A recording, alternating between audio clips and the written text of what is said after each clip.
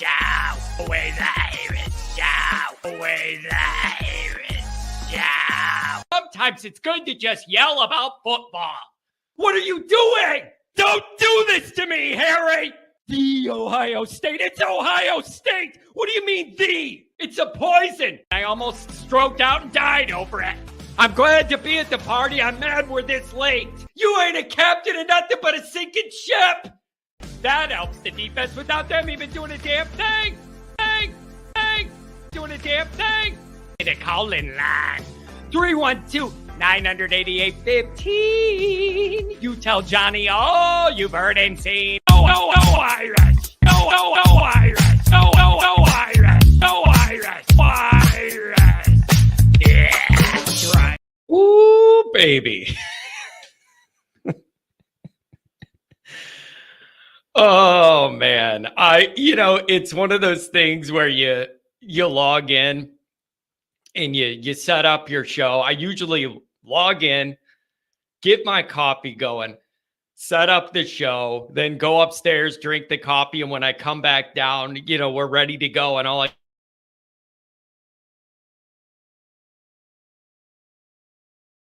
and take a look at what's going on. We're in a weird mood. We're in a weird mood. And I get it. I understand it. And people are all over the map. Some people want to relax about the current recruiting situation. Some people are stressing out about it. Other people are in the middle. And we got to figure out what the realities are. We got to figure out what the actual practical realities are. And I admit that's something I'm kind of struggling with. I'm trying to figure out how much of this is really concern worthy and how much nothing else going on. That's what we're all focused on. And I think there is some middle ground. And I'm trying to be totally fair about the whole situation. And I feel like anybody's saying there's no concern, don't worry about it, everything's fine. I don't think that's but I also think people saying everything's horrible, everything's going down, everything, is terrible and the whole thing is just falling apart. I don't think that's true either. But I feel like that middle isn't a popular spot to be.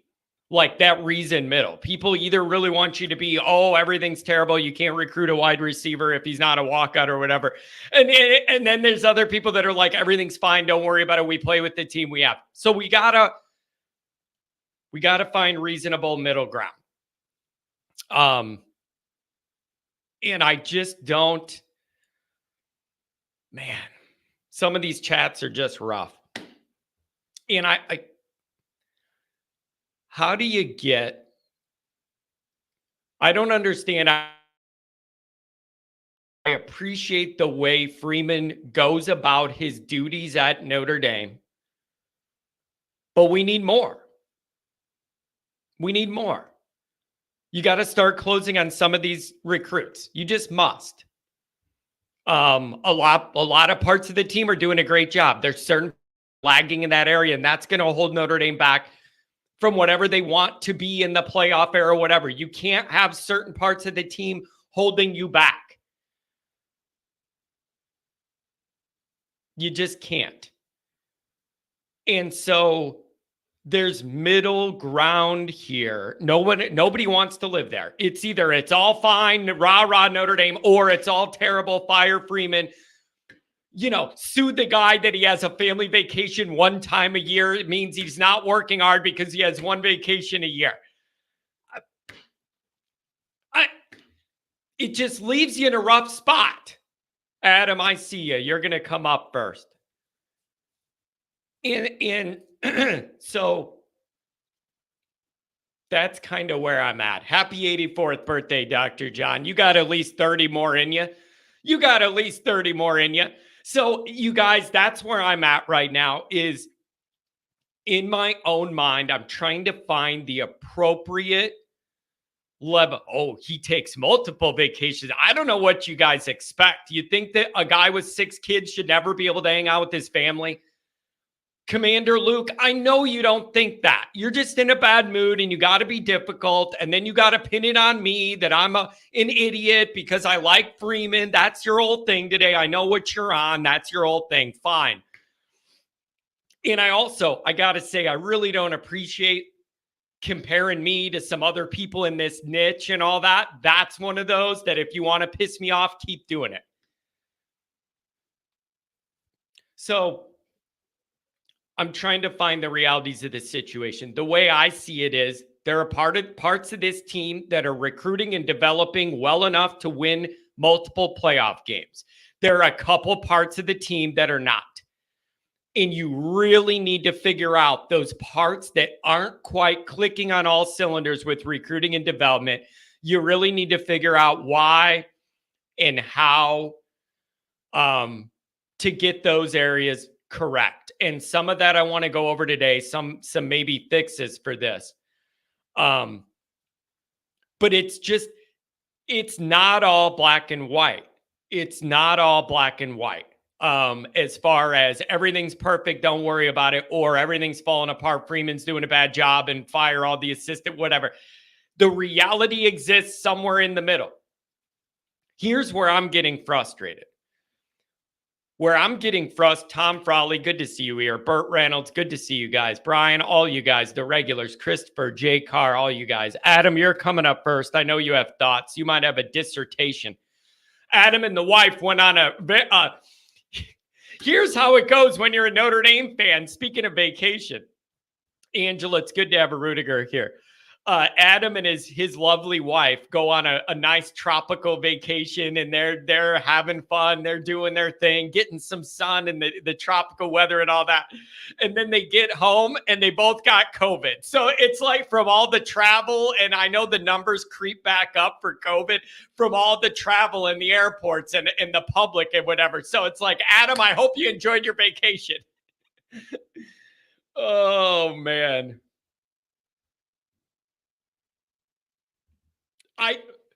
You guys,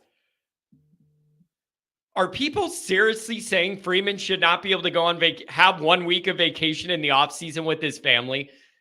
Like, I'm the most football meathead, run your head into the wall guy. You need to realize it's completely unreasonable to expect a guy with 6 kids and whatever to be able to go on a vacation 1 week a year with his family. Come on. Like, that's really unreal, like totally unrealistic. It's totally unrealistic, man. Like, I'm frustrated with some of this stuff too. Here's why I'm getting frustrated. I'm getting frustrated because I feel like if a few things would line up Notre Dame's way, you would be over the proverbial hump. And you would really have this thing humming. That's my new frustration. The old frustration used to be, this whole recruiting philosophy and approach needs to change and what you need to do. And like, none of this is where it needs to be. The blue chip ratio is not good enough to compete, looking at who wins, whatever, all this stuff. That was the old thing, was like, we need to rethink all of this, how we're doing this, get this changed around, whatever. Now my frustration shifted a little bit. There's some nuance here. I know nobody likes nuance. We all want black or white. There's a lot of nuance. There's a lot of gray area, a lot of wiggle room. My new frustration is if you could just get a couple more things to go Notre Dame's way, you got this thing humming. And so I feel like you're getting closer. But there's still parts that are kind of holding it back, and that's going to weigh down what the whole thing can be. That's my new frustration, but I want to be clear. All Notre Dame frustrations are not the same Notre Dame frustration. This is a new one. The new one is I can feel like we're getting a lot closer to where I want to be. And then there's opportunities to really change the page. You get over the hump, and then you don't get it.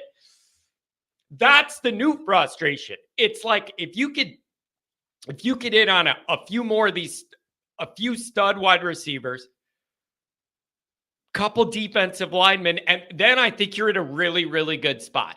The problem is, to win a bunch of playoff games, you know what you need? A monster D-line and some athletic, good wide receivers. And I understand some people are going to say, John, Michigan kind of did this a different way than the usual way that we're talking about. Running the ball and doing the way they did it. They are kind of an outlier. But overall, nobody can deny these playoff games anymore. People put up a lot of points. People put up a lot of points in these playoff games. You're going to need, if you're Notre Dame, an active passing game that could function. And so, yeah, Michigan cheated. Yeah, I fully understand that, obviously. But every time I bring that up, it's spilled milk and whatever. But I'm genuinely shocked. People are like, Freeman, you should not have a vacation. And again, people don't want me to like ever go back to the Kelly era or compare anything. I don't remember all these people on my show complaining when Kelly golfed all the time. Like, whatever. I don't want to make this about that. So I understand the frustration. I understand the anxiety. I share it. Things are trending up with the talent, but they're not trending as up as they should or could be. Okay, that's where I'm at with this. I still feel overall that the needle for like the overall talent acquisition, that needle's pointing up, but it could be, it should be, and I want it to be. That's the issue, right? So it's getting better, and that old recruiting operation's getting better, but it's still not where I want it to be. And so you need to figure out why and how you can fix it. And I do have some ideas to go over in my notes that may be able to shed some light on that. Yeah, people are saying if he's going to take a vacation, it's going to be in the dead period anyways for recruiting or whatever. It's completely unrealistic to expect your head coach to never have a week with his family in the off season. It just is. BVG says, Luke, where were you bitching when Kelly was 4-8 and spent the entire time on the golf course? That's what I'm telling you. That's my frustration too is. I got called a bad Notre Dame fan when I questioned Kelly, and now everybody takes shots at Freeman, and it's like that is an ongoing undercurrent of frustration I have with it. I have no problem with the big standards. I just don't understand why they didn't apply to the past guy too. And I don't understand why I was a bad guy for asking tough questions about Kelly, but now I'm a Freeman homer and everybody's riding. I cannot understand the difference. I genuinely don't. Meadows moved his commitment date to the 20th. Whatever. Tex ND says, talent is increasing everywhere but wide receiver and D-line. That's exactly where I'm at when I say a lot of this team are developing and recruiting and the coaching is good and you're starting to build some depth and you're starting to get a blend of older and younger guys and all that. Like you see a lot of that in a lot of areas, but wide receiver and D-line are just too important. They're just too important to allow them to weigh down what everything else is doing when it's trending in the right direction in all these other areas. So it's just Jay Lehman, nicest guy on the internet. I'm a Freeman homer, but that could change after this season. The results matter. Yeah, it's a big year. It's a big year. Stop pump faking says their excuses. I don't know what to tell you. I don't know what to tell you about the wide receiver situation. I heard Notre Dame was in good shape for a lot of these guys. And then the next time I touch base, it's like, well, they all took a bunch of visits and they like where they went. And Notre Dame's kind of, we don't know where we stand. Maybe it's a coin flip and you could hope for the best. Yeah, that's not what I wanted to hear. Not what I wanted to hear. It's just not. And when you're look at this. Look at this. John should get a vacation from these troll fans. I mean, these are my people, and I know what I'm getting here. Sometimes it's just a little one-sided. And I'm the emotional guy, and it's one-sided both ways. Either don't worry about it all, everything's fine, ignore wide receiver and D-line, we're all fine, and we're going to have a good year. That's wrong. But also, the recruiting's terrible, and it's trending the wrong way, and it's all bad, and Freeman just talks but doesn't do anything, and then he takes a vacation. He's lazy. That's wrong, too. That's wrong, too. Find the middle ground accurate level here. You got to do that to have like a foundation of where to go next. Is you got to find the accurate middle ground level. And to me, that's where it is. A lot of this team's trending in a winning direction. There's a couple parts that aren't pulling their weight. The next step is you got to figure out why. You got to figure out why.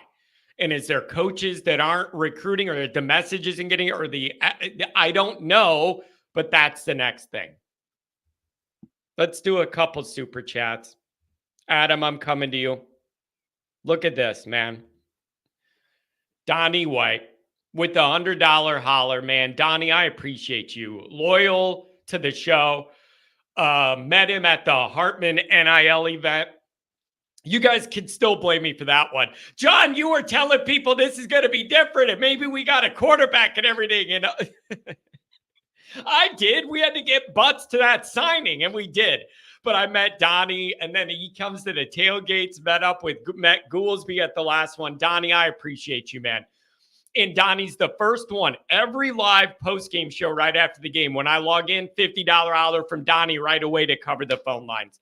Man, none of this happens. We don't have this outlet. You guys don't have the call-in capability. None of that happens without people like this. Donnie, I really appreciate you.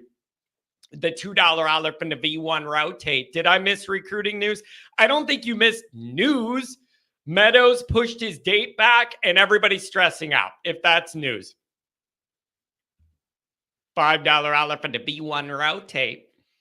Did anybody see that article about Notre Dame, Clemson, Florida State being in talks with the Big 12? I did, and I asked about it, and I was told that everybody thinks it's BS. So I don't know.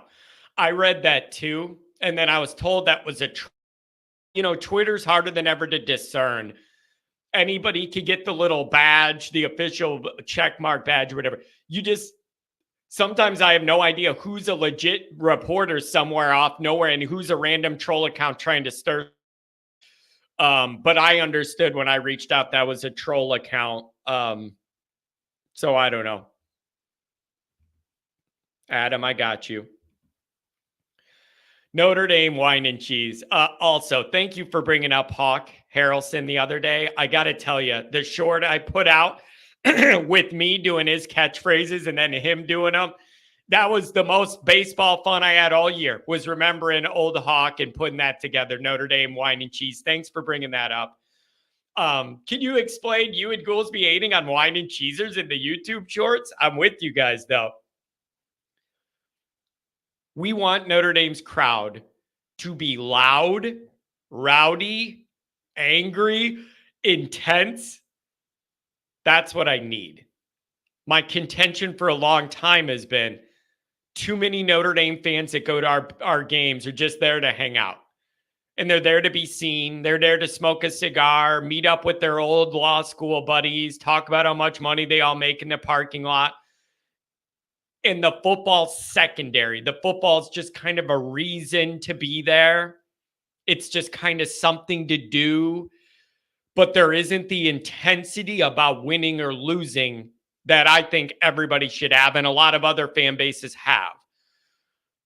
That's the problem I have with the wine and cheese. And when I say wine and cheesers, I mean people that are at Notre Dame for a picnic and they're just there to hang out and the game happens to be going on. And then, we better leave early to beat the traffic when it's tied against, Florida State going into the fourth quarter. People that just don't care about the football results enough to me. And I realize that that's probably unfair to me. Like, everybody shouldn't have to be a psycho to where we lose their stomach hurts for a week. Everybody shouldn't be like that, I guess. Maybe I want everybody to be, I don't know. I just want everybody to care. I want everybody to care. What's Kent saying? It's so odd in Notre Dame's kitchen. If you can't stand to eat, get the heck out the kitchen. Y'all just got to maintain what you have and show recruits on the field you're elite. You know, there's something to be said for, you know, Kent's kind of throwing in here for Notre Dame, relax a little bit and keep doing what you're doing. Yeah, it's really easy for Kent, the Ohio State guy with the 92% blue chip recruiting class ratio over the last 4 years, to tell everybody else to just relax. I appreciate your efforts, Kent, and I believe that they're coming from a genuine place as I've gotten to know you over the years. But it is really, it's easy to say, oh yeah, I think you guys are fine, just relax. When it isn't your team. I get it. If they ball out on the field and the wide receivers have, yeah, there we go. I've been saying this for years though. If they ball out on the field and the wide receivers have production, it'll change. Same way college basketball, or cornerback. Yeah. This is a chicken and the egg. I've been saying this I had this phone conversation yesterday with somebody. Adam, I got you, I promise. It's a chicken and the egg where you're like, if Notre Dame won a bunch of big games, I bet you it would help recruiting. And then you go, well, how do you win a bunch of your biggest games? And it's like, well, you got to have really good players, and they got to play really good. So you're in an ultimate chicken and the egg dynamic. Everyone says if Notre Dame could just win the big games and show people they could do all that, it'd be a lot easier to get these good players. Right. But how do you win the big games with really good players? So then that leaves you in a chicken and the egg, and the answer's in the middle. The answer's in the middle. You got to take what you have now, maximize it, get more out of it than you think you should or could or whatever. That's the answer. When you're in that in between, is that not the answer? When you're in between the way I'm talking about? You got to have the guys you do have outperform a little bit to then raise that profile. Otherwise, you're perpetually in the middle. So you need to debate. You need to debate where that reality is. Like I knew this was coming and I referenced it earlier. How did Michigan do it with those 3 stars? Then everybody needs to understand this. Here, I had this debate on the phone yesterday too. Michigan's a big title outlier. They are a title outlier. When you look at all the evidence before them of the teams that have been winning these championships, it's a couple different things they all have in common. Multiple years of top 5 recruiting stacked together, rolling into the title winning year. Most of them have that. Elite recruiting, not 1 year, multiple years. So you get that depth and it gets stacked. Okay. And or the best quarterback in the land. Picture Clemson, Trevor Lawrence. The recruiting class is around 12 to 15 or whatever, but you had the best quarterback in the country, some monster D linemen, a few receivers. Now you're cooking and you're winning. You're cooking and you're winning. Okay. So the recent 10 to 12 year history shows top 5 recruiting classes for 2 to 3 years wrapped together, building into your title year, and or the best quarterback in the country. That could raise the tide as well. Michigan's the outlier. Now, they did provide you a format where you could be like, okay, there's an avenue here where you don't have that flashy 4 or 5 star everywhere, whatever, but you can run the ball on people, play really good defense, and look what they did, and you can make it. Fine. I don't think you can rely on that for a few different reasons. Number one is I cannot calculate how much the cheating helped them. I know it did. Nobody can calculate how much it did.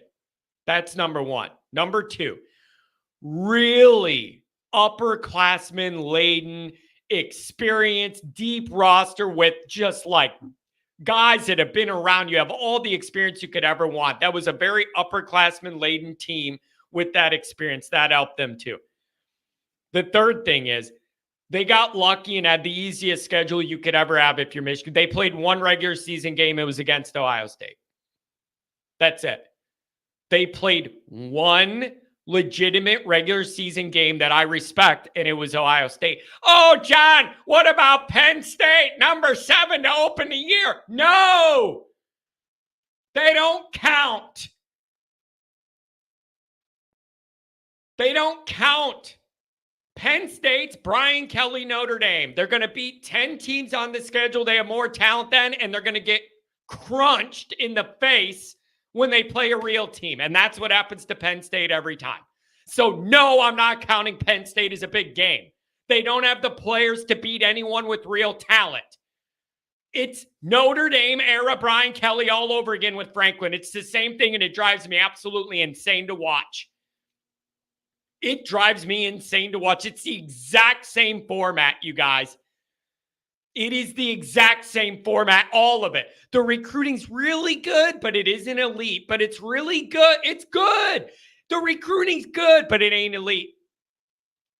And you're going to beat probably at least 10 teams you have more talent than.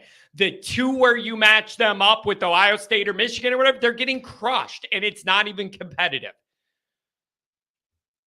So I don't even respect the Penn State part of it. Co-partner, John, go blue.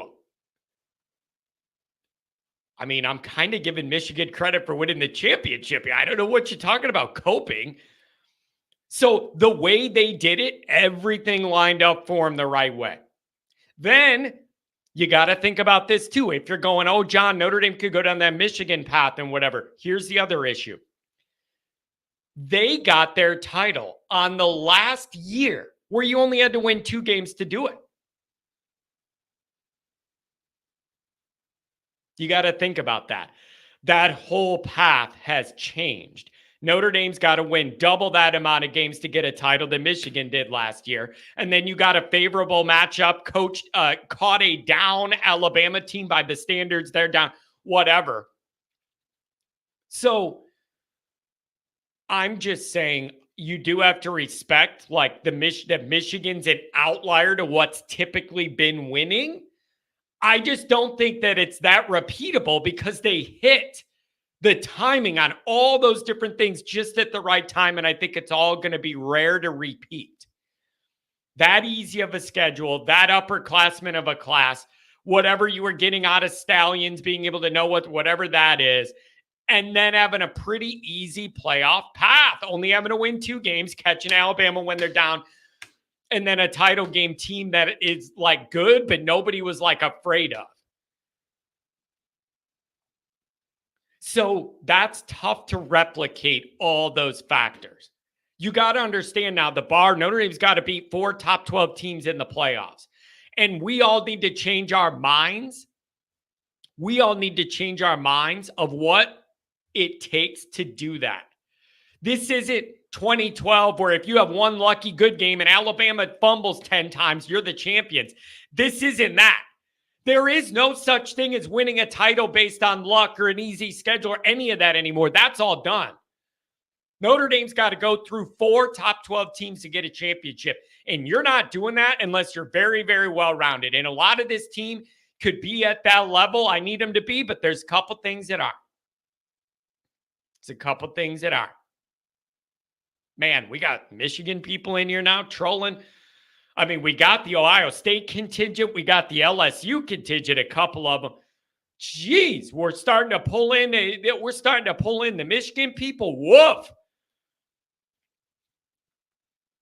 Man, what time does your sister wake up in the morning? Jeez, don't you people have anywhere else to be? Oh, boy. You guys will be in the Big Ten in a couple of years, and what will be your excuse then? I have no idea. What does that have to do with the discussion? If we're in the Big Ten, what does that have to do with the discussion at all? Then I'll say we're in the Big Ten. Look at all these exciting games we have every single week. That's the other thing, you guys. Like, I know everybody wants to be independent. The schedule would be so much more exciting in the Big Ten than it is now. Like, I'm never going to deny that. The schedule in the Big Ten would be awesome. It would be awesome. Almost every week would be a game I'm interested in, other than like Rutgers and Maryland. Literally, I could find a reason to get into every other Big Ten game. It would be pretty awesome. I just wouldn't like giving the Big Ten the credibility of like, oh, look, you had to come crawling to us or whatever, when in reality, it's probably going to be a choice, something we decide. I don't know, man. Let me do another super chat, then we'll bring up the callers, see what you guys think. It's just a rough Friday. Nobody's in a good mood. $20 order from my main man, Martinez. Johnny, we're going to be okay. Did you see how Hamilton's dad called Blair's dad when he signed? We're going to be okay. The SEC is crap. I appreciate the vitriol and the confidence.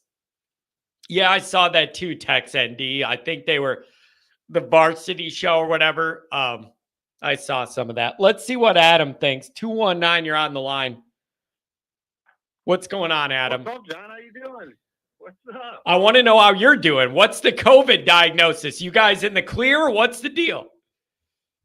I'm starting to feel better now, but it was seriously like a whole week miserable. The wife's still feeling a little crappy, but it's getting better finally. That's rough. Well, I hope you guys are feeling well, and I'm glad you at least got the vacation in and you got to have some fun there. But before the sickness, yeah, people want to know what's that boat doing now that you're sick, man. You can't get that boat out on the waves. It's just sitting there. Man. All right, Adam. You and I talk a lot off the air. There's a lot of anxiety here. What do you think is the truth of where Notre Dame's position right now overall with recruiting? What do you think is the reality? Are people overdoing it, underdoing it? I'm genuinely struggling to find the appropriate footing myself. What do you make of the scenario? So my call today was mainly going to be about wide receiver recruiting, because that's what everyone's been talking about. And I think you're on point, John, when you say it's kind of somewhere in the middle.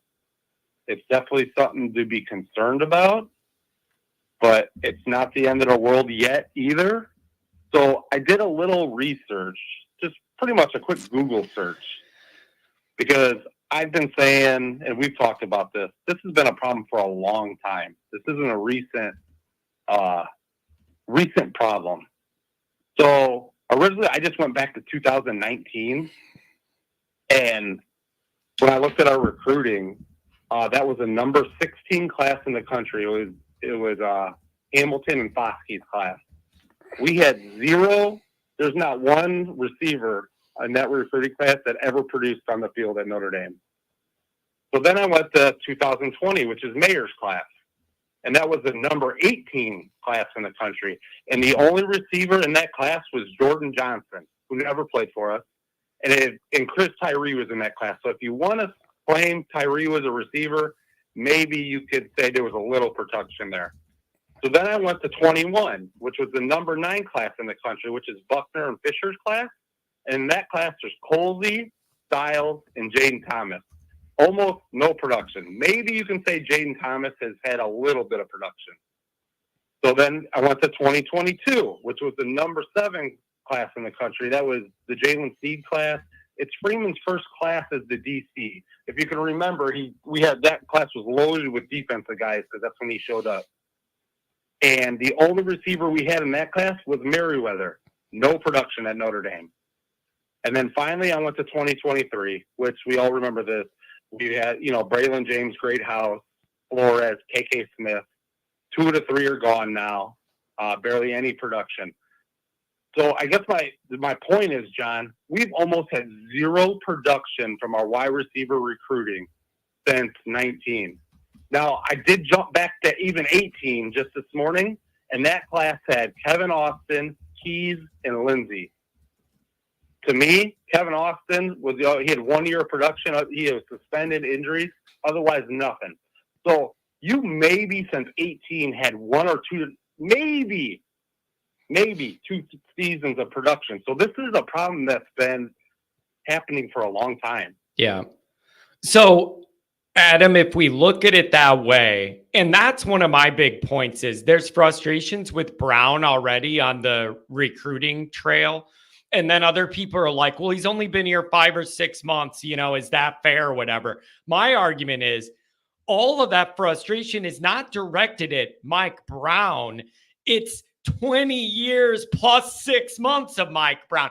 That's where I think this is getting mixed up. It's like you need to back off the new wide receiver coach. He's only been here a handful of months. The complaint isn't just now. It's like 15 years plus what's going on now.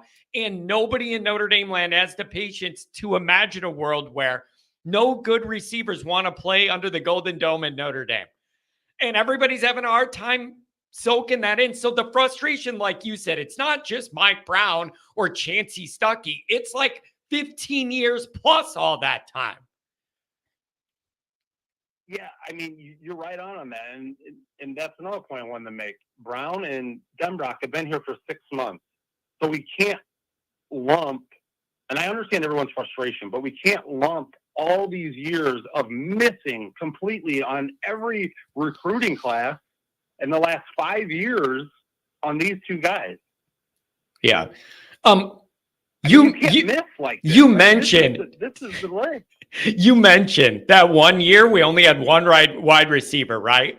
It was Tobias. Didn't we literally have no other receivers in that class signed at signing day? Yeah, in 2019 there was 0 either. I mean, I think there might have been a couple receivers signed, but no one that ever played at Notre Dame. But do people realize how bad that is? Like there's no, like that is like it's almost unbelievable to me. So then, okay, Adam, here's the other part of this. This is a very healthy discussion. Healthier than you are right now, by the way. I love you, buddy. I love you, buddy. Why? Is it Notre Dame hasn't had good quarterbacks that could get these guys the ball? Is it the structure of the offense isn't exciting and appealing to these guys? What is it? What is it about that? Like, and the recruiters aren't doing a good job with messaging. Like I'm trying to figure out, how do you fix this? How do you fix that perception? You just go win on the field and have an exciting offense? That's the one part. It might be a little bit eval. Is a little bit, we kind of changed. If we always kind of talk about, there was 2 Brian Kellys at Notre Dame, right? I feel like before 2016, he had some good receivers, some quality receivers. But after 16, all you had was pretty much Boykin and Claypool, and we kind of went to a slow down 2 tight end offense. Yeah. Which is something that's not real attractive to big time receivers.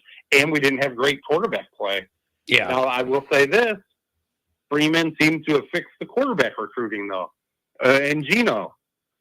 So if they can, I guess my point is not the end of the world. Let's see what happens with these 2 guys in the next week. And even if we miss, we still got some decent guys on our roster. We can go to the portal. But next year, I mean, they have to get like 5 guys if they miss this year. I mean, they have to. Man. Adam, so, what do you think are the odds they miss on 0 for 3? You think they get at least 1 of the 3? Somebody, Jay Carr wrote, John better get COVID tested just after having this call with Adam. Don't be spreading those germs through the phone lines, Adam. Stay away from me, buddy. Stay away from me. It's probably a 50-50 chance. They could get both of them, or it's probably 50-50. Well, it sounds like the one guy's USC already for sure, Hines. But they probably could, out of the 2, they could get them both, or they could get 0. That's what it sounds like. Yeah, and then, all right, Adam, Tell me if this is overly simplistic, and I don't have the answer. 618, you're coming up next, and I feel bad. I took a while to get to you last time, 618, and you fell asleep. That's my bad, bro. Um, uh, how much does this all improve if Notre Dame ran an offense that was exciting, engage the wide receivers, let them be more active, take some chances, really let them shine, not be afraid to do that? And that's an offense we have not seen from Notre Dame really in my lifetime, not enough of it anyways. If Denbrock comes in here, and they run a modern, exciting offense and the wide receivers are way more a part of it and made a priority, not abandoning the run game, but everybody knows what I mean about getting a more exciting vertical offense. How much does that help right away? Or is it problems with the way they're recruiting that position? Is there problems with the mentality top line wide receivers have in recruiting that doesn't gel with the Notre Dame stuff a lot? Like, what are the realities of that in your opinion? No, I think it's 100% the receiver production over years and years. If Denbrock puts out an offense this year that really puts up some numbers, I guarantee we flip somebody, maybe a couple guys. Right at at the end of just beginning of December, I guarantee you see them get a couple guys. I think it's 100% receiver production for years at Notre Dame hasn't been there, and these guys are looking at putting up numbers, and they're not seeing anybody that's put up numbers at Notre Dame.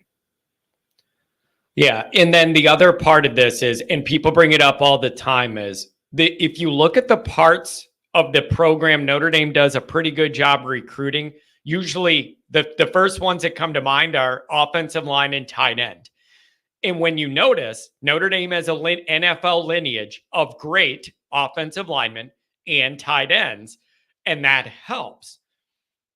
I just think that's a part of the equation, Adam. You're like, I could go to Notre Dame and do this, or I could go somewhere else, and they have the proof of concept of putting a bunch of wide receivers in the league. I just trust that situation and that offense better. I don't know how much of that's in play or not, but if you had an NFL pipeline lineage at some of these other positions, it has to be easier to recruit, wouldn't it? Yeah. I mean, we just don't have that pipeline at that position. Now, if Denbrock, last time Denbrock was here was 15. We had a very explosive offense with Will Fuller, Kaiser, Trosai. Yeah. Forget some of the Corey Robinson, So he has proven he can do that at Notre Dame. So if we strike out, let's not panic. Let's try to put a good product on the field and see what happens, in the late fall. And come next year, they are really going to have to hit. Like, I just don't want to blame the two guys that have only been here for 6 months. That's kind of my point, John. Yeah. And a little bit, I was looking at some of this other, just looking at some of this recruiting stuff, just real quick, like the 23 class where all these guys left. And if people want to run Freeman out of town, that class also had Jagasaw, Love, Bowen, Minchie, Gray, Bubakar, Osbury. So if they don't hire Freeman that year, they lose all these guys. And those are guys we're just can't wait to see on the field this year. So I don't think firing everyone's like the way to go, but this year is gonna be a huge year for the whole Freeman era and everything, recruiting, what we think about Marcus in the future. I mean, this year's huge, John.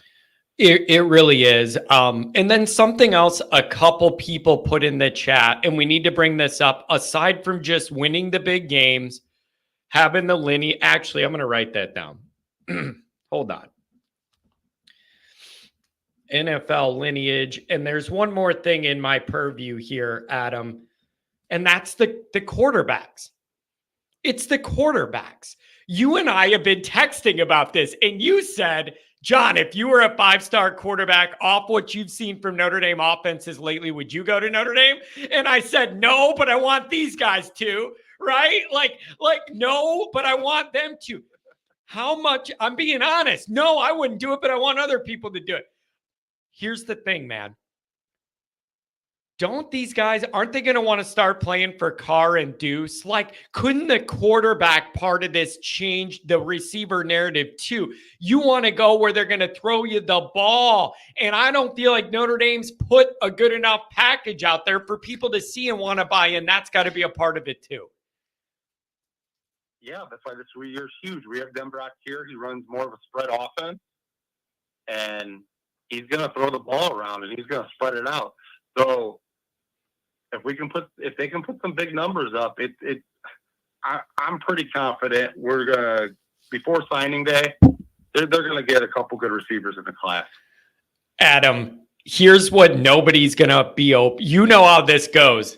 If you strike out on all of these receivers, or you only get one and you got to go deep or whatever, you know everyone's going to be so negative on the next batch of names they come up with, because they're going to be, you know, you're getting into RKG territory. Pull out the bingo card. You're getting into the RKGs, and then you're getting into players with John's body type. Oh, Grandma, I got a double bingo on this one. Go ahead and use your dabber. Nobody's going to be open to that, dude. No one wants that. You can't be like Meadows, Hines. Look at the speed. Look at all that. And then end up with RKGs that look like John Kennedy's. You can't do it, Adam.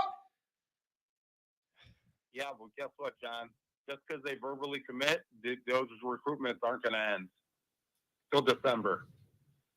Man, Jay Lehman saying he needs that bingo card. Oh, we got a little everything. Mentions hairline, camera freezes, 10 guys on the field, phone issues, Pepto-Bismol, yells at Commander Kent Andrew SPF.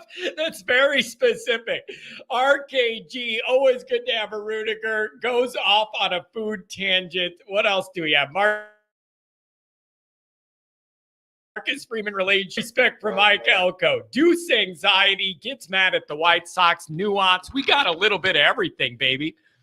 Oh, man, that's funny. Adam. Well, I guess my last point, John, before I get off here is, on the positive side, almost everything that we've complained about over the years on this show, it seems like Marcus sees and he addresses. So if we see what's going on, I'm sure he sees it too. And I trust he'll address it, but he's got to have a big year this year. This is pretty much everything for the Freeman era. This year is massive. Adam, Jerry Reinsdorf's burner writes, but John, we have a mountain of a man for a punter. Who wouldn't want to come play with that punter? Yeah, there you go, man. Rendell, the hero. He's going to do all the recruiting. Adam, this year, like you said, it feels like there's a ton riding on it. Like for Freeman personally, for Freeman and an extension, for where the program's at overall, for recruiting to kind of prove. That's the other thing, Adam, people need to realize. This recruiting class is ongoing during this year. Is there anything that could be done in this season if Notre Dame starts out well? Denbrock has a new offense we like. The defense is playing great. Maybe that injects some energy into those recruiting areas, and there's a little proof of concept. Maybe that shows people they have more confidence in Notre Dame. I don't know. Yeah, 100%. But I think you were dead on to start the show, John. It's somewhere in the middle. Not doom and gloom, and it's not great right now. It's kind of in the middle. It's wait and see, and we'll see what happens. Yeah, that's kind of where I'm at. It's just kind of anxious. Are you feeling that, Adam? There's like anxiety about A&M in the season. Then there's a little anxiety and uncomfortable about where this stuff's trending when you thought it was trending in the right way. Are you comfortable? We're at least going to get one of the two of those linebackers, correct? I want them both. Are you at least looking at one of the two? I hope we're at least good for that. Give me that at least. Yeah. And I think it's so anxious this year because this is like the classic just wait and see season. Like, we're waiting to see how Leonard looks. We're waiting to see how the receivers look. We're waiting to see how our O-line looks, our young linebackers. So it's a ton of wait and see this year. Right? I felt like we had a little more confidence going into the season last year. Yeah. So I don't know, Adam. There's a lot riding on this year. It's a big year for Freeman. You need results at a different level. And I don't know, man. It's going to be an anxiety-provoking, stressful year. There's just a lot on the line. We always say every year, oh, this year's huge. This year's huge. Everybody doing what I'm doing. This year's huge. It feels a little bigger. This year's carrying more weight for Marcus Freeman. He's getting judged more intensely, which is fair and appropriate, and I'm doing that as well. It's a big make it or break it, show me year, and it's got to be a good one. You got to be in that playoff and win a game, I think, for anybody to be happy. That's like my bar, Adam. Don't you agree? Not only just make it, you got to at least win one of those games for this to be considered a success, right? Is that where the bar is? Yeah, 100%. All these, we've talked before, there's no more excuses. All the excuses are done. Can't blame anyone else anymore. All the excuses are over. It's the time is now.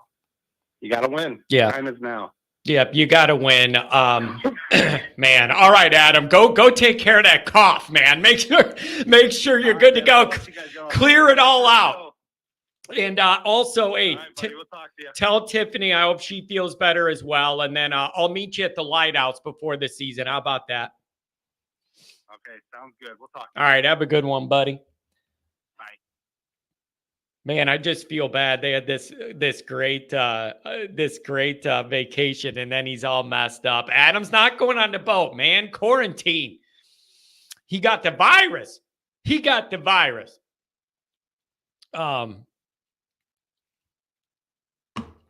Listen, my thing on Freeman is really, I don't feel like my position's ambiguous on Freeman, but I can't get people to like buy in or accept or respect or believe it.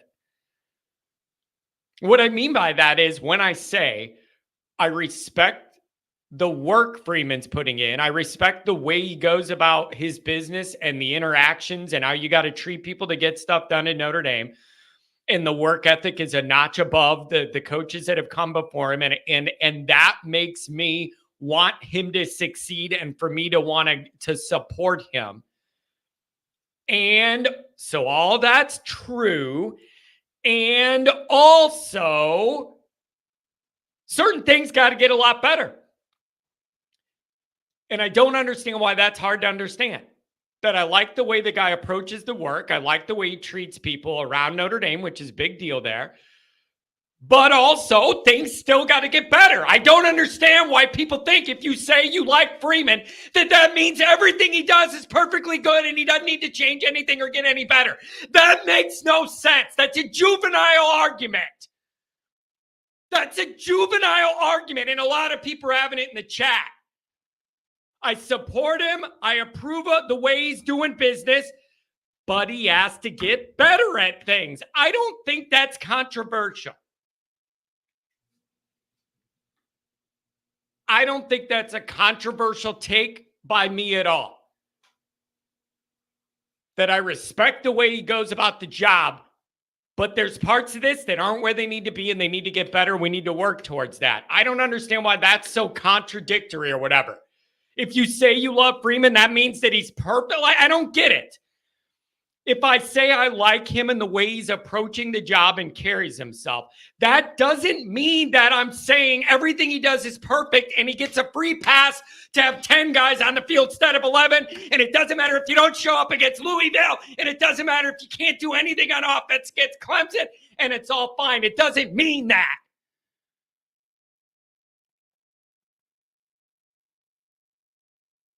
It doesn't mean that.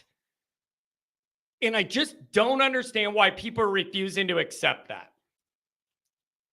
Jerry Faust. Yeah, Jerry Faust was not. Now I'm taking heat on that.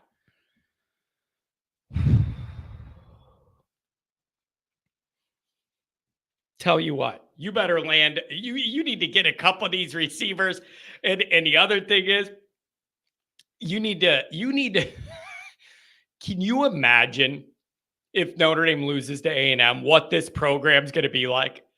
Could you imagine what this program's going to be like if Notre Dame messes up that night? Ooh! Oh my God, it's going to be rough in these streets. Oh, baby. 618, let's make it great. Hey, how you doing, John? Stressed out, man. People driving me nuts. I need to find middle ground. I need to find the appropriate balance of looking at the whole picture, but understanding certain parts of this need to get up to level. What do you make of our current situation? How should Notre Dame fans be moment? Man, I feel very optimistic Monday, but it don't look like, man, it don't look like we might get Robinson, but the other two, there's probably no chance of us getting, even though Meadows pushed his commitment date back by a week. What do you think causes this, man? Is it Notre Dame doesn't have that NFL lineage? They haven't seen a quarterback or an offense that's exciting that they trust going to play for. Is it literally we just have wide receiver coaches that can't do the right pitch and make it all work, and Freeman's not able to come in and add to it and save it? Like, what do you think are the issues that's causing Notre Dame's trouble in that area? Like, all the other schools, like the way they recruiting against Notre Dame. Look, man, Notre Dame ain't had a top-notch quarterback, even though Deuce is in the class. And I know it's probably kind of frustrating to him too. Like, man, you know, we ain't getting them receivers that y'all, you know what I'm saying, that you told me we would get. We're not getting them, man. I don't know what it is, man. It's just that we're not getting the kids that we want.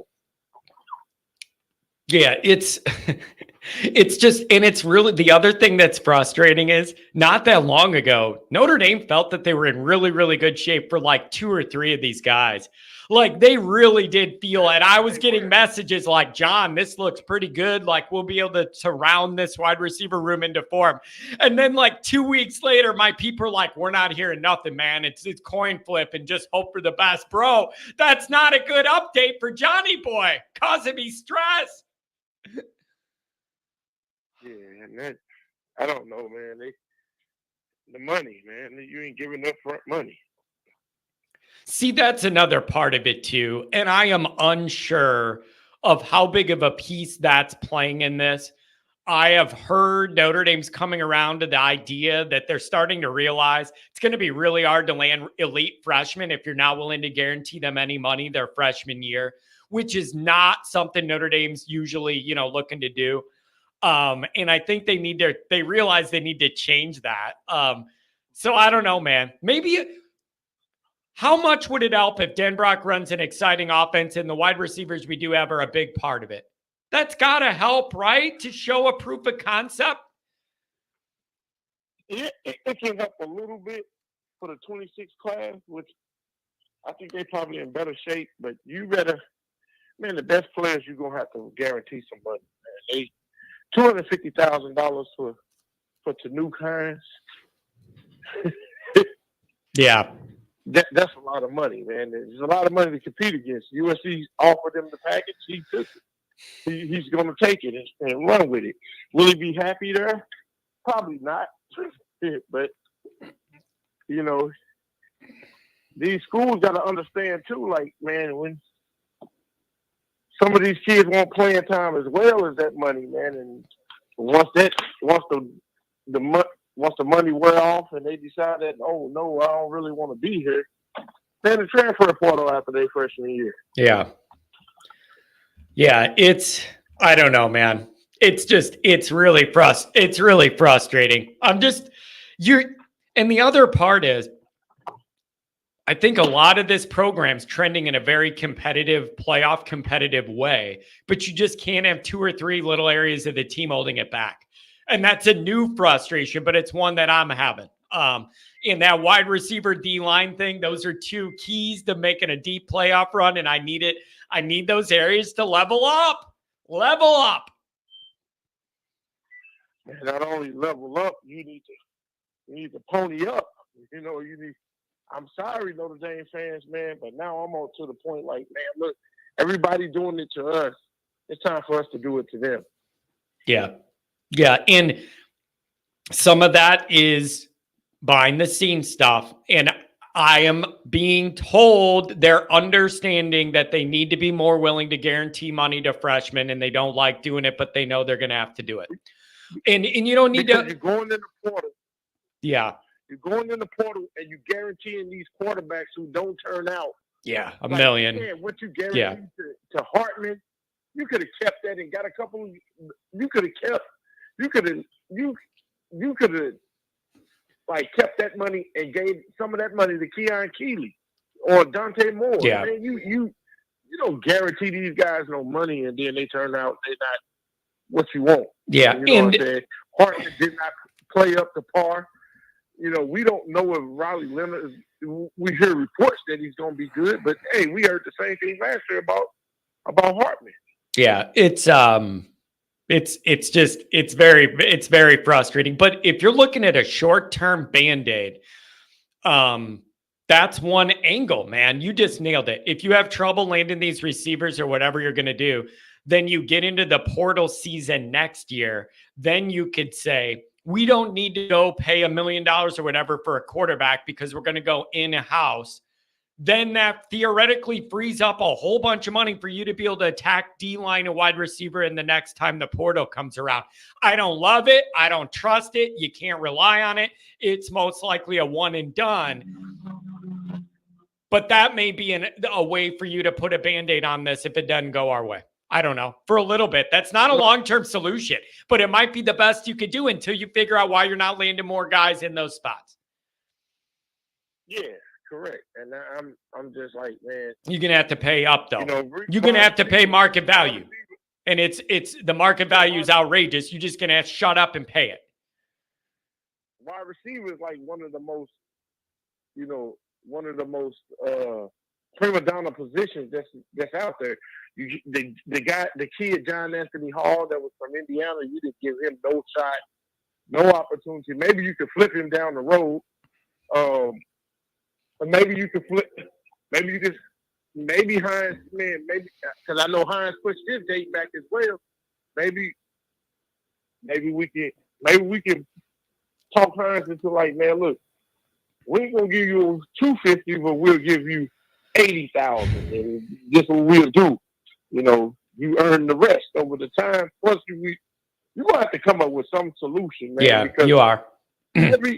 Everybody is negative recruiting Notre Dame because it's easy to negative recruit them. Oh, you're not gonna get that type. Man, you're not gonna get that from Notre Dame, man. They ain't. Here go $250,000.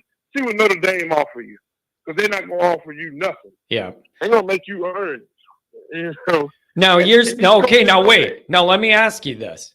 Like Adam, the first caller said, Marcus Freeman's very aware of the modern landscape in college football. If this is all going on, you know Freeman's aware of the dynamic, and he than we are, because he knows all these situations where the recruiting went sideways or what it is that enticed kids to meander away from South Bend, whatever. He understands it. It's just a matter of, can you fix it? Because if Freeman's not sitting there clueless, he's got to understand where this is kind of going. Maybe it's a combination of things.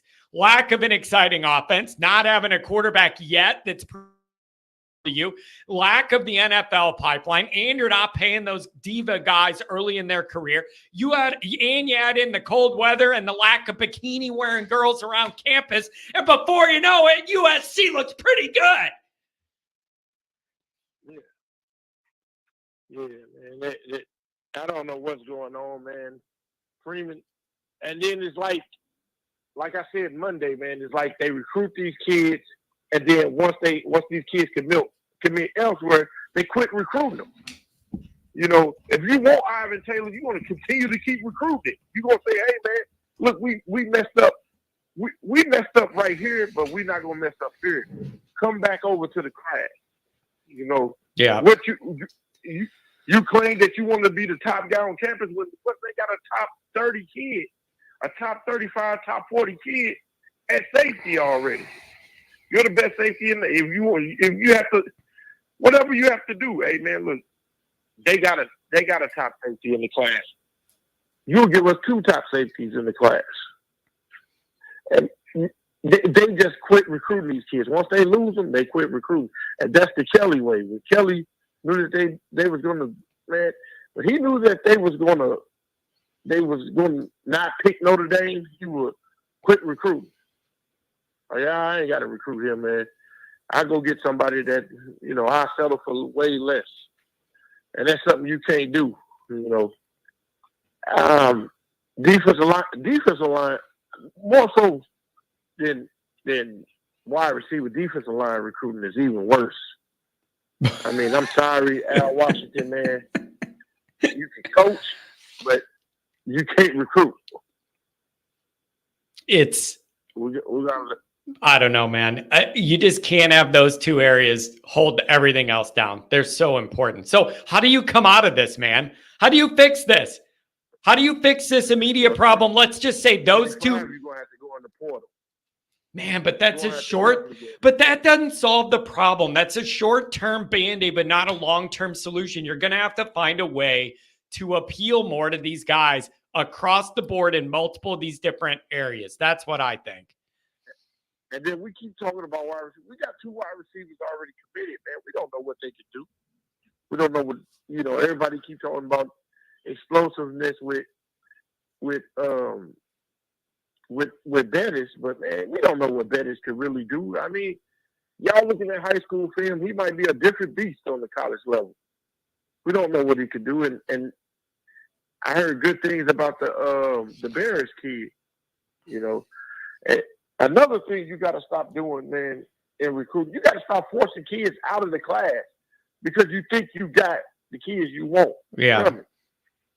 You definitely got to do that, man. You can't force kids out the class. And then when the pie is in your face that these kids decide they want to go elsewhere, then you're stuck with the situation like the Dante Moore situation a couple of years ago. Yeah. You're stuck with that type situation. Now you're going after kids, you selling. I'm not saying nothing about Minchie, but you settled on Minchie because Dante Moore decided he wanted to go to he decided he wanted to commit to Oregon. And later on signed with UCLA. You just quit recruiting it. When Keeley was committed in your class and then he decided he wanted to decommit, you really didn't recruit him after that. Yeah, man. There's no easy way out, but it's Freeman's job to figure out the way out. That's my conclusion. There is no easy way out, but Freeman needs to know and be aware enough to know we can't get to the promised land where we need to be unless we ramp up a couple of these areas. So I don't know, man. Anything else on the way out? Anything positive for me on the way out heading into the weekend? Give me something good. Man, we beat A&M, and the product, man. People, man, the product on the field have to show, but man, let's be honest, man. You don't have to play with you have to play the big boy game. You're gonna have to pony up some of this money, yeah, and get into areas that you know that you need. I mean, wide receiver and defensive line, you definitely gonna have to pony up the money. Yeah. Yep, you're just going to have to. And so I don't know, man, but hope you have a good weekend. Relax. We got a few more weeks and we'll be back in football stress. So enjoy the rest of the summer we got left. Oh, yeah, John. Yeah. What game was you going to? I want to make sure so I can get the ticket. Miami, Ohio is going to be the tailgate game. Okay. Yep. All right, then. That'll be it, man. Hey, man, thanks for the call. Sorry I missed you Wednesday. Have a good weekend. All right.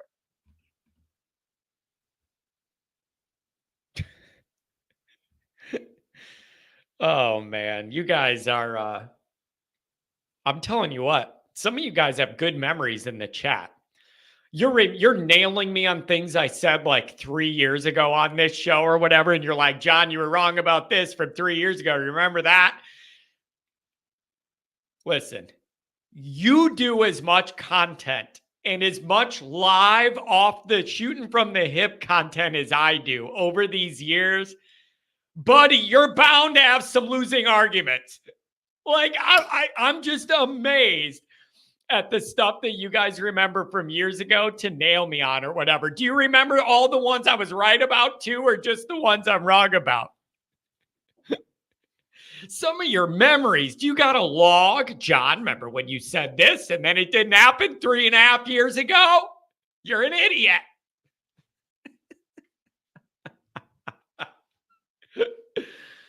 Oh, man. Here's the other thing that's funny about that. A lot of you guys are here all the time. A lot of you are here all the time. So you know how hot I burn, either good or bad. You know how hot I burn and I go off.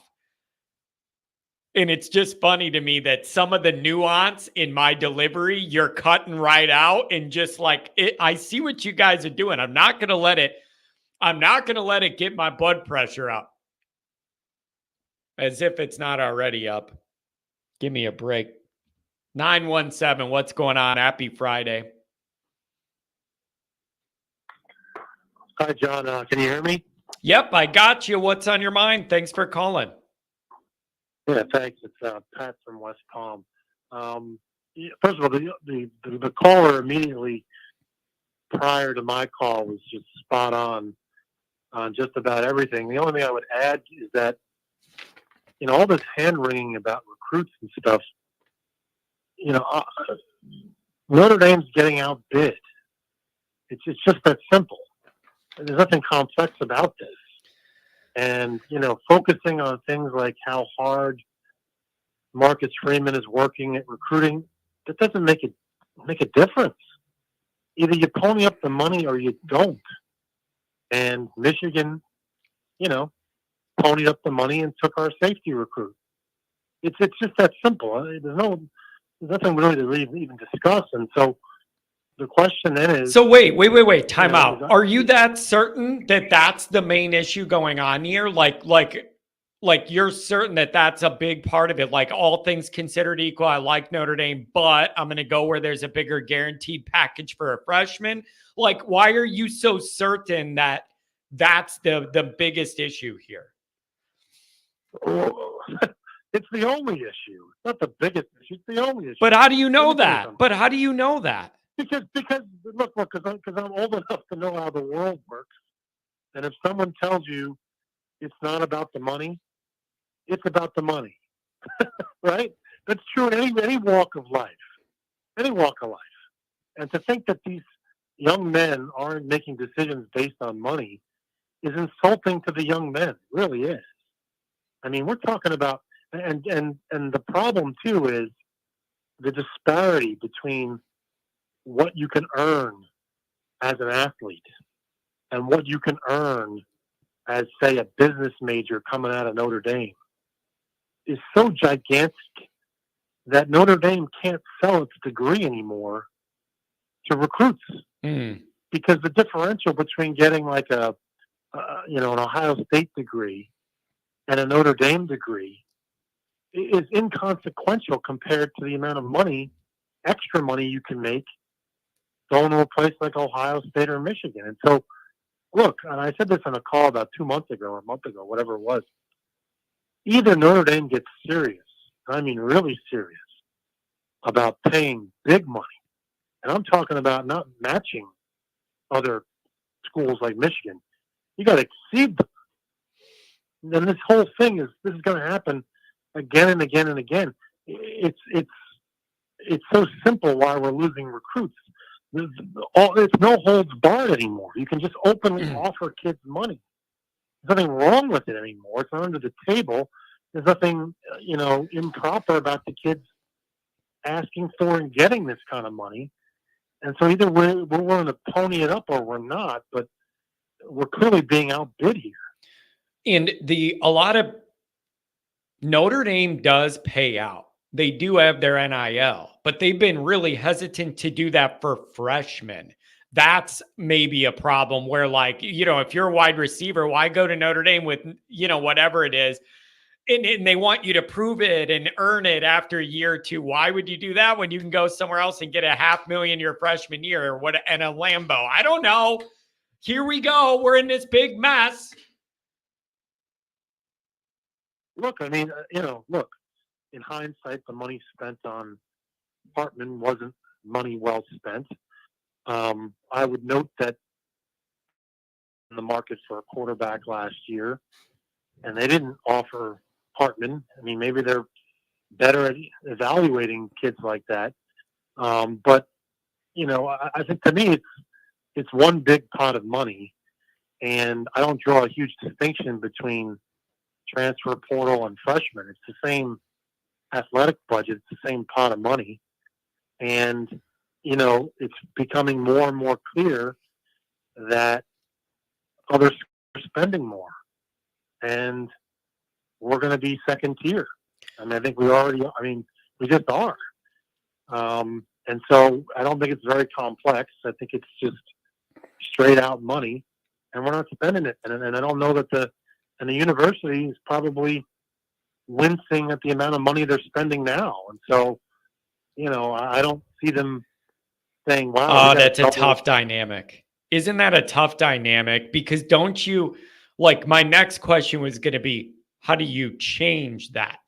Like, does Freeman knows this is going on? We're losing these guys to bags or whatever. Is that something you expect Freeman to go to the people that manage that NIL and the collective and the new AD Bavacqua and go, we need to sit down and talk about this. You want us to be a real player in the modern playoff. We're doing all we can with our pitch or whatever, but when it comes down to money and it ain't even close in the ballpark, we're never going to win these. You need to make a decision on how serious we want to be about contending in this new playoff. Otherwise, why are we doing this at all then? If we're just going to kind of try, but then not go all the way, is that even worth it? Is that a big discussion that needs to be had among the Notre Dame power players or what? Of course it is. I mean, Freeman's not dumb. And I'm sure some of these players, I'm sure, like Freeman and would like to play for him. But if somebody else offers them hundreds of thousands of dollars more, that liking Freeman stuff goes out the window fast. And so Freeman, I'm sure, he's approaching the new athletic director, Bavacqua, and saying, look, we're getting outgunned here. Bavacqua, in turn, is going to answer to the new president. The new president's going to turn to the board of trustees, and the board of trustees is going to say no. I mean, that's my prediction, because the board of trustees is saying to themselves, we're spending, double what we used to spend 3 years ago, but they're going to say that's already too much. And, we're stuck in this purgatory we've been in, for 30 years now. Seeing that kid Taylor flip so quickly, it was clearly a money thing. I mean, and we're getting outgunned. We're getting outgunned, and my fear is it's not going to change.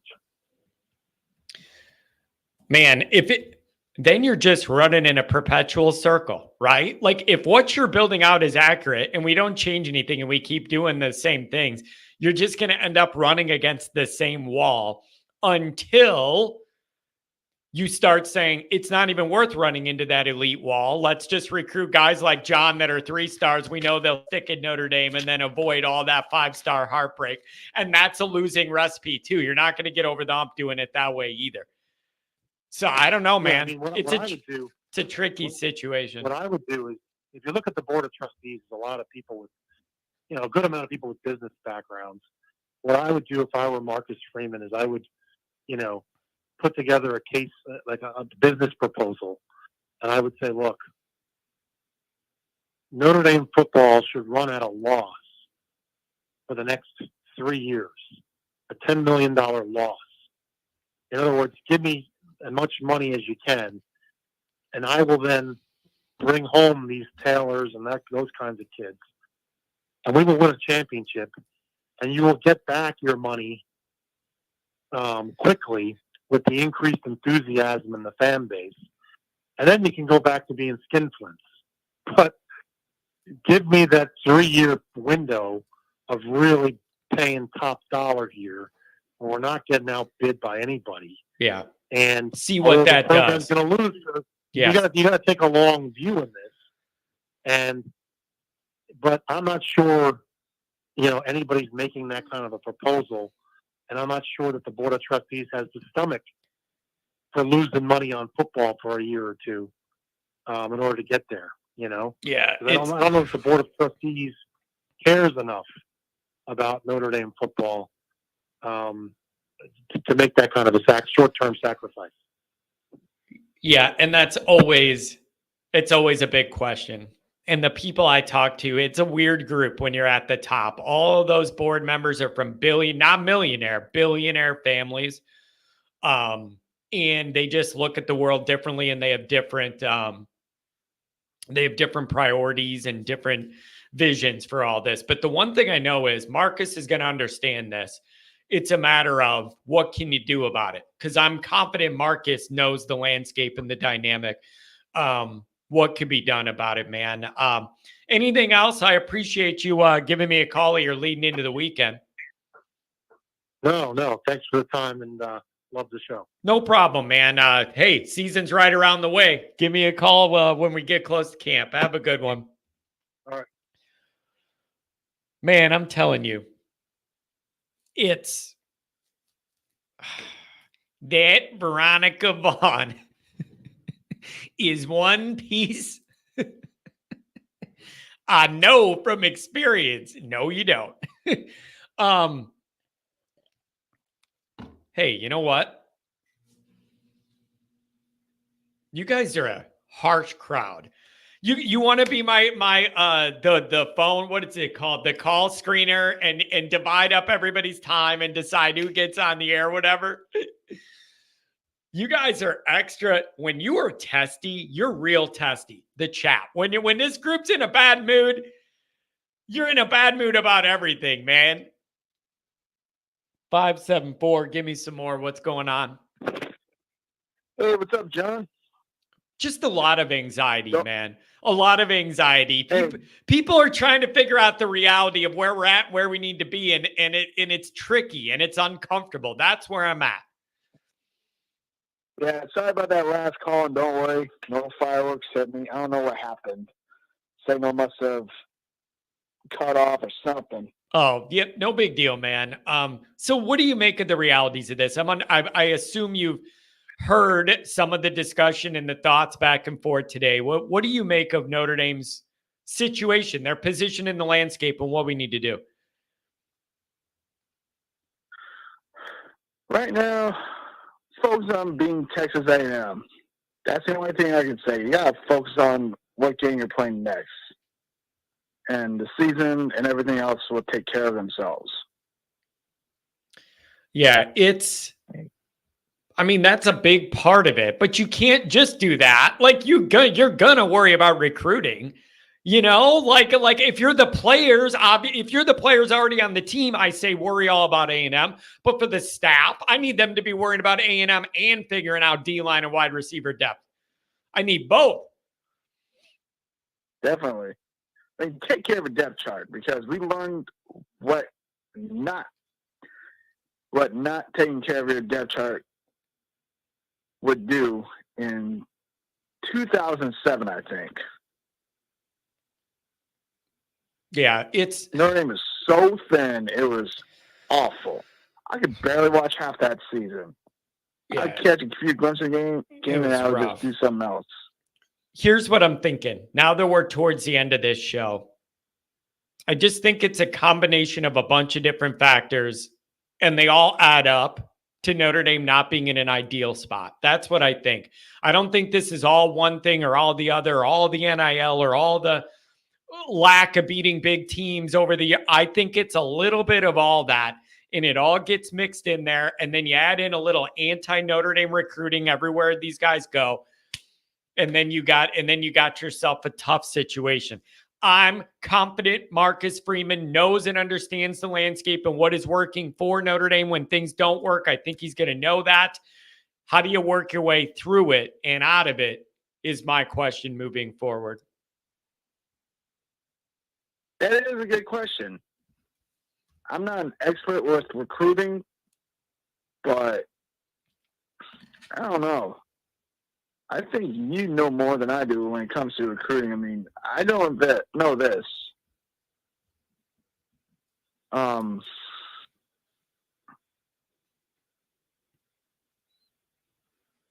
Just the coaching staff just needs to remember these are, young kids.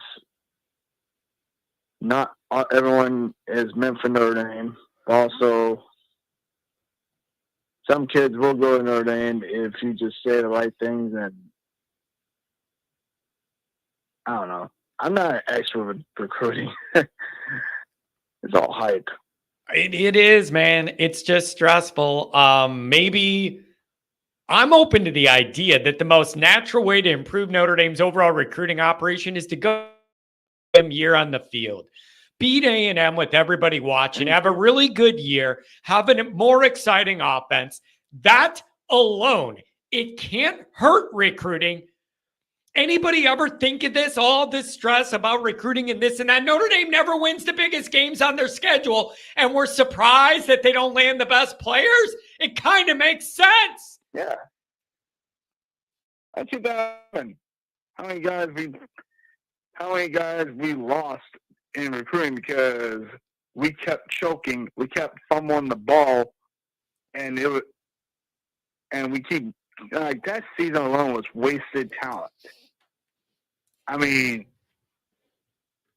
it took a surprise season the next year for them to be able to realize how they can get those big recruits. Because,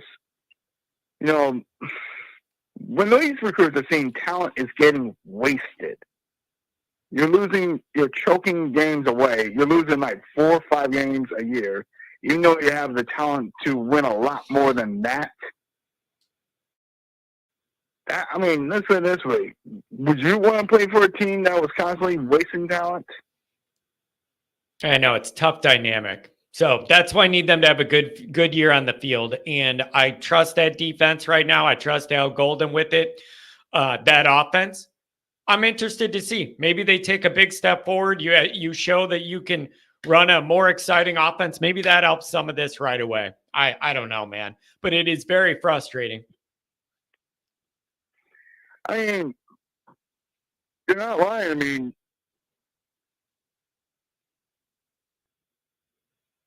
If you are a quarterback or a wide receiver, you question whether or not you do want to go to Notre Dame because quarterbacks have not been doing that great there as of late. No, Ian Book did do good. And receivers, we have, other than Chase Claypool, we haven't had, and Will Fuller, we haven't really had that much of success in receiving core. Yeah, and I think that does matter. Guys want to go where there's a proven concept and a model, get to the next level, whatever. So something's got to change these different parts of the team. It's just what can you do that's reasonable to Notre Dame to change some of this? Why are people talking about Coach O? Why are people saying there's a rumor Coach O is going to come in and run the defensive line? I'm here for that. By the way, if you brought that personality to South Bend, I am here for it 100%. Anyone would play for him. I would love it, and the reason I would love it is his personality is the most non-Notre Dame person. There's no polish. There's no Notre Dame coding on anything. You're just getting what you're getting out of the man. And it would do Notre Dame good to bring a guy like that around because he has no filter and he's genuine and you're just getting the real deal. I would love it. I think that'd be a healthy addition. I have a funny story. I was at the Notre Dame Stanford game a couple of years back. And surprise, I don't know. Oh yeah, there was a young LSU fan that was, and he wasn't down for long conversations, but he was cool with taking a picture with me. Yeah, Coach O was at the tailgate like, hell, Notre Dame's not playing USC, not LSU. And yeah, I think USC kind of screwed them a little bit if you really think about it.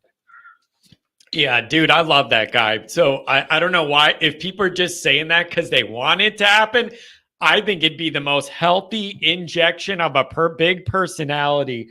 Like he would let Freeman do his thing, but he would come in there and do his thing and just dominate. And he would, it'd be beautiful.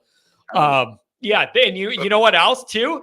That's a guy that has recruiting pipelines down south. Like, I'm legitimately like, I think I would like this setup, to be honest. Hold on. Somebody can recruit better than me. Yeah. That was terrible. I'm sorry. I usually have a better Coach O impression, but I guess my voice ain't having it today. You know what, man? Hey, it's a Friday morning. The voice isn't all lubricated yet. Gotta get it cranked up. And so I don't know, man. This is going to be interesting. We got a few more weeks, then we get into camp, and we're just going to have to see how things go. But I understand the frustration. Anything on the way out, man? Thank you.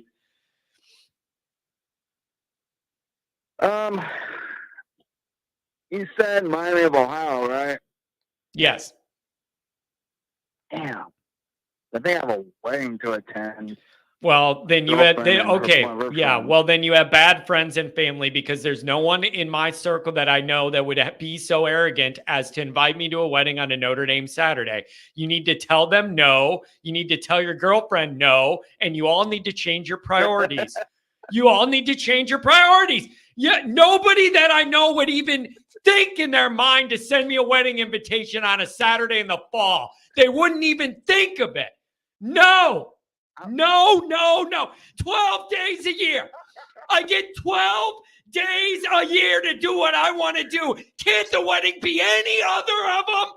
Why do they got to be on those 12? You only get 12, and some of these people want to ruin your good time. It pisses me off. 12 days out of the year. I can't just be left alone to have what I want. 12 out of 365 is too much to ask. I hate these fall wedding people. Oh, but I need the leaves in the trees to be turning orange. Go for it, but I ain't going to be there. Yeah. I can't really be too hard on them because I was groomsman for Kevin's wedding, and it was during the Navy game. But to be fair, that was a week 0 game. We usually don't play on that week. You got to avoid the whole fall, okay? Got to avoid the whole fall. And I ain't doing it. My cousin's getting married at some professional golf course in North Carolina this fall, and all these pro golfers are going to be there because they're a pro golf family connected to the tour, and I could go drink and meet all these pro golfers and be at this ritzy resort. I ain't going. You know why? Because it's football time. Oh boy, we got an all-time ranch. We got an all-time ranch. And I don't even feel that bad about it. I just told them all, you can invite me, but I'm saying no because it's during football time. Just give me 12 days a year to be happy and miserable. I just need 12 days. 12. Why do people got to schedule stuff? 365 minus 12. Schedule everything every other day. Give me 12. Give me, seriously, you have 365 days in a year. It amazes me how many idiots got to schedule something on those 12. Oh, boy. I can't wait to see another YouTube short of this. You know what? We need our little, can everybody just let us do our football thing? There's plenty of time for other stuff. Thank you. Or just have it during the bye week. Even that's risky, because then there's going to be other games I want to watch. Like I say 12, but it's going to be more than 12. But you know what I mean. Oh, boy. Oh, I do. All right, buddy. Hey, at least they didn't schedule it during a big game. You got it. No. It's inappropriate. And you just need to tell them no. All right, man. Thanks a lot. You got my heart rate up. You did your job on a Friday. Good job, buddy. Good call. Love you, John. Thank you. See ya. Woo! That one's got to get cut up. Jay saying married July 31st. Yeah, we did ours in the beginning of August to get it all done. And then you could get into the, come on, man. There's nobody I'm that close to that would really think to like tell me I'm going to be in your wedding and it's during the season. No, no, no, no, no, no, no, no. 12 days a year. Now, the benefit I have now is this is changing. Now it's work. Before I could get away with like, I would take some crap. Like, you're really not going to bring your girlfriend to her friend's wedding in October or whatever. Now I could get away with this stuff because it's work. And I'm like, I got articles to write. I got a post-game show to do. It's work. It's no different than like, you know, you work at the hospital. What's your shift? I got to work when football. So that's what I do now. It's work. It ain't just entertainment. It's work.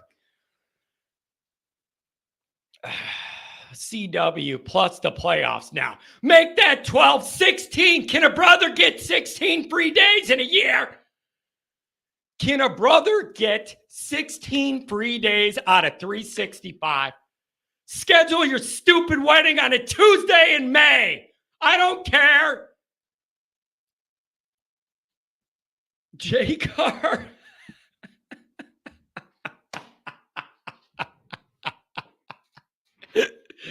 John's an essential worker, just like hospital employees. If I keep on this track, I'm going to need a hospital employee.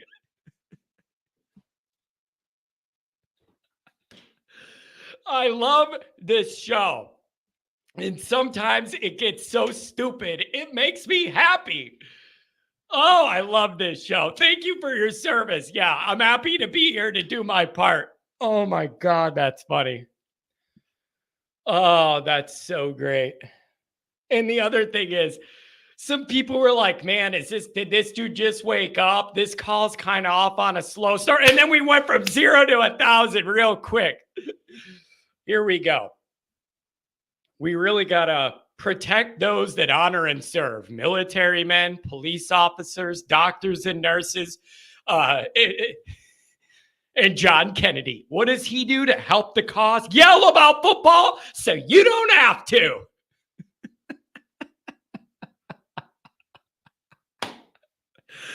Oh my God, I love this stupid show so much, man. Oh God. 386, you're in the mix on a Friday. What's going down? John, what's up? It's Tyler from Florida. What's up, buddy? Good to hear from you. Good to hear from you. I'm glad we were able to have a little laugh there the last few minutes because it was a little bit of a stressful situation. What do you make of the situation Notre Dame's in and where they're at and some of these anxieties we have on and off the field for different reasons? I'd love to know where you're at with it. You know, I'm getting a little more even keel, right? It's time to, of course, we got to keep worrying about the recruiting, but it's time to kind of ramp it up here. 19 days from camp, 50 days from A&M. It's time to kind of reel it back in and start focusing on what's important, and that's the play on the field, right? The other shit will work itself out. Yeah, that's where I'm at. Let's start focusing on what's important. But how about Deuce coming out and just saying, I'm solid. Yeah. I'm a Notre Dame guy. That was awesome, man. Yeah, it really was. And if you notice, the Taylor smoke kind of really started smoldering up. And in that same period, the Deuce smoke kind of went away. Like there was a while there where the media was trying, and the recruiting media was trying to pump that Deuce stuff to get it going. And then that kind of calmed down. So I think you are in a better spot there. But I'm going to ask you a similar question I've asked others. How confident are you that if Notre Dame has a really good playoff making and, you know, hopefully win a game year and the offense is more exciting and everything, how much could that help everything? It can't hurt. It's got to help recruiting, show a proof of concept out there for these wide receivers that we could have an exciting offense for you to play in. And then you get all the extra benefits of being in Notre Dame too. and what that's worth long term. I don't know. It's got to help, right? It's a great term, proof of concept, right? These receivers that sign up for Bama, Ohio State, what are they signing up for? A high-flying, high-power offense. Yeah. Get me the ball. Yep. We have to show them that proof of concept. And if we can just even start to do that, could you imagine if we rattled off 1 or 2 years of solid offensive football, what that will do for the skill position recruiting? You're 100% right. Proof of concept is going to go miles, right? It's going to help tremendously with that. So I think that's a really good point on your end. It only can help. It cannot hurt. Yeah, it's and you know what else too? When you look at the wide receiver stress alone, if you zoom out, dude, what about the recent Notre Dame offenses would make you, if you're a 4 or 5 star receiver, be like, you know what, man, that's where I need to go play right there at Notre Dame. Look at how much there's just not a lot in Notre Dame's offense that should be surprising you and make you want to go there. From what we've seen, I think this needs to change. Yeah. You got to let Denbrock cook up some excitement. Let these guys work, and you might be pleasantly surprised. 100%. And you can't even blame the kids. You got to give them something that's attractive. You got to have a car, a deuce, quarterbacks in there like that can be elite, that say, hey, these guys are going to get you the ball. You know what I mean? So yeah. You're totally right on that. And that's where we've lacked, right? Yeah. You want to play run football, tight end football, we can do that. We've got to diversify a little bit. Yes. We got to have the speed. We got to have the talent on the edges to really, really do some damage. Even if they want to make this playoff run. Dude, just these guys want to – wide receivers have a certain mindset. And the really good ones have even a different little mindset. They want to have fun. They want an electric offense. They want to be pushed. They want to have an offensive coordinator willing to take some risks and put the ball in their hands and let them work. Like, we have not been doing any of that. And it's pretty hard to be like, oh my gosh, why don't we have all these 5-star receivers? Bro, you don't run an offense that values them. You don't highlight them. You don't do. So it's really hard for me to, I don't know, man. It's so, but Denbrock could change all that. Like you could start changing all that. And then you're doing 2 things at once, man. That'll help you win the games we need to win on the field and also maybe change some of those minds. It's a 2-for-1 special, but you got to run a real offense this year. You got to run a real offense. Tom Brady had an interview recently. He was talking about it and how he would get his star receivers involved. He's like, look, these guys are running 30 yards to the sideline. As soon as the play is called, they break the huddle. Then they're running streaks. They're running slants. They're running super hard. You got to get them the ball. You can't wait till the third quarter to get your star receiver the ball or even get him a look at the ball. I know. Hey, you gotta feed these guys, right? Yeah, so, they run a couple streaks, and I got one in the back of my undies every time we're in a big game. We need to change. You need to change the whole calculus here. This needs to be a new year. We wipe the slate clean and we do new stuff because we're all poisoned by all of the bad we've seen in the last 15, 20 years. Here's a question back to you, man. Can we do it this year, right, of just 8 months from getting done? Can we do it this year? The team is so built on tight end, O-line, running back, run game. Can we flip it a complete 180 to where it's looking how we want it to look? Or is it a gradual process? What are your thoughts there? Give me that again. We're a tight end, O-line, running back type team, right? That's what we've been. Yep. Can we flip it in the matter of one season to the next with Denbrock? Can we flip it? Or does it need to be a little bit more of a gradual rollout to this offense that we're envisioning? What do you think? I think that's a good question. I think you need to, I think you need to try and find a good balance. Do we have the guys there? I think you need to find a balance because it's dangerous. I don't want them to give up their wanting to run the ball DNA, the use of the tight ends, like being able to do that or whatever. But I need you to be able to do the other stuff too, meaning having some drives that are 4 plays instead of 14 to get down the field because you're ripping off chunks and maybe you're behind and you need to score quicker. Like, we have not been built to be able to move down the field quickly and attack. I need a well-diversified offense that could do all this. Speed it up, slow it down, throw it, run it, do whatever you need to do. I think Denbrock could do that. I want to see it. This all might start getting better just from that guy running a new look offense. And he's not afraid to take some chances and let these guys go. He's not afraid, and he's also, I mean, good God, he's going to be 10 times smarter than what we had in the last year. If we need to make adjustments, he's been around the block. He's seen it. He will not be overwhelmed by anything. He won't be having Gino having to call the plays. It's going to be, God, man, I'm with you. I do think Denbrock, how much he loves Notre Dame, how good of a coordinator he is probably chomping at the bit to say, let me get these guys on the field and let me show everybody what we can do here. He's got to be so fired up. Yeah, it's, dude, is this not the biggest question of Notre Dame?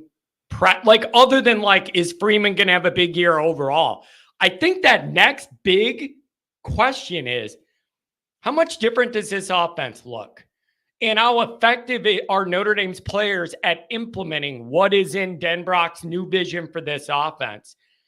And the answers to those could really change the dynamic. I'm telling you, we don't know. We don't know what it's going to look like yet. If you could just put out there an exciting offense, maybe you could get kids to look at you in a totally different way.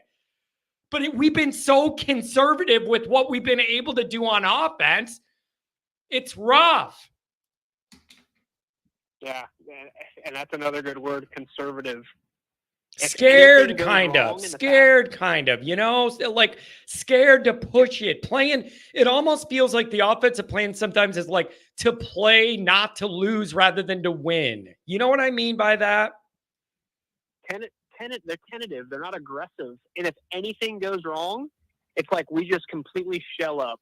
Where it's like, okay, something went wrong, doesn't matter. We're explosive. We're going to get it right back. You know what I mean? They get a little tentative. They kind of shell up a little bit. So, I don't know. I think if these new guys can come in, the transfers that we got, a couple of those freshman receivers, you know who hasn't been getting talked about a lot recently that I've seen, like reading and just watching videos? Cam Williams. I think that guy's going to come in and have a great year, dude. I really do. Yeah. And you know what really hurt him is, you know, he was trying to kind of learn the playbook and get caught up and settled into college life and all that. That little leg injury he had really kind of stung because it took him out of that quick early enrollee developmental process. Very unfortunate. But it did kind of knock him back when he was trying to get ahead. And that's a little unfortunate. But people kind of forget about him. He's not being mentioned that much anymore. I don't know whether that's good or bad. Good because they think we have other guys that were healthy and are going to play while he gets ready.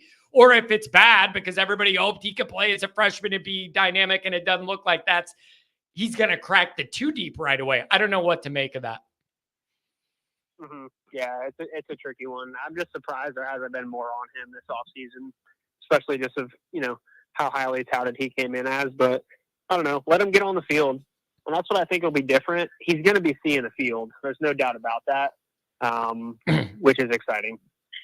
Yeah, it's so I don't know, man. There's a lot on the line. There's a lot of stress on the field, off the field. Like, this is a critical year for Freeman. How do you think it's going to go? Do you, if I forced you to put money on it, does Notre Dame make the playoff this year? If I'm putting money on it, we are. We're going to make the playoff. If I had to put money on it, we're going to make the playoff. What do you think that record needs to be to comfortably make the 11-1, 10-2? I'm not sure where 10-2 lands. If you are in the playoff, you're going to have a rough road game right away. It better be 11-1, and you're in one of those seeds where you're hosting. That's the path I need, baby. Mm-hmm. When the playoff expanded, everybody was like, "Oh, 10-2, we're in." I said, "Hang on, wait a second. No, we're not. Like at 10-2, I am definitely not comfortable, especially depending on who the losses are, too." Yeah. Right? Now, if we're 11-1, obviously I'm comfortable with that. We're in 12-0. Obviously, we're in. Yeah. Home game in South Bend. I do not see with this schedule and how it sets up, especially if we can get week 1. We talked about this last week when I called. You get week 1, the schedule sets up too damn well. Yeah, it does. For anything to go haywire and you to lose more than 2 games, let alone more than 1. You're right. You know what I mean? Yeah, you're right. It's not only about who they play, but it's about the gaps in between. Like you have little breather games where you could take a little breather where you don't have to be perfect and geeked up 200 to win them, and then be able to build back into Louisville, and then it calms down, and then build back into Florida State, and then it calms down. The balance on this schedule should favor Notre Dame, but they got to do the right things. You got to do the right things. You got to show up and play ball, no matter if it's Louisville or if it's A&M or if it's USC or if it's Florida State. Show up, take care of business. I was reading about I think it was the Tribune that put out an article. We only have 3 true road games, and one of them is week 1. For the rest of the 13 weeks of the season, You've got 2 true road games. Yeah, because you've got the Georgia Techs at the NFL stadium, and then you have the Yankee Stadium game, right? So yeah, you've got 3 true road games. The rest are home or neutral site, big time NFL stadiums. You got to take care of business. This year 3, I'm confident. You asked me if I'd put money on it, I would. And I'm confident that we'll make the playoff. Now, like you talked about with other callers before and through the summer, getting to the playoff is not enough. We did that twice with Kelly. That is simply not enough. We got to win at bare minimum the first round, if not the second game. And then I would be super stoked and happy with the season. That's where I'm at. We can't just get there. You gotta get it at least through a game in the playoffs, if not 2. Yeah, nope. I'm with you on that one, man.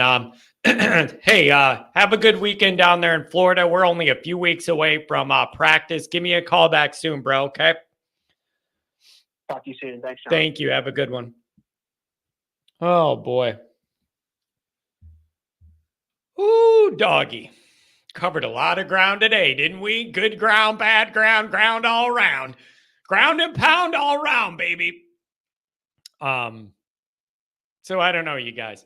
There's a lot of anxiety. It's this time of the year. You have all questions, you have no answers. Adam's saying the dog days are already here. Don't you know the dog days are already here? Oh, oh, oh! The dog days are already here, Adam. Any days that are in the warm weather where there's not football is the dog days.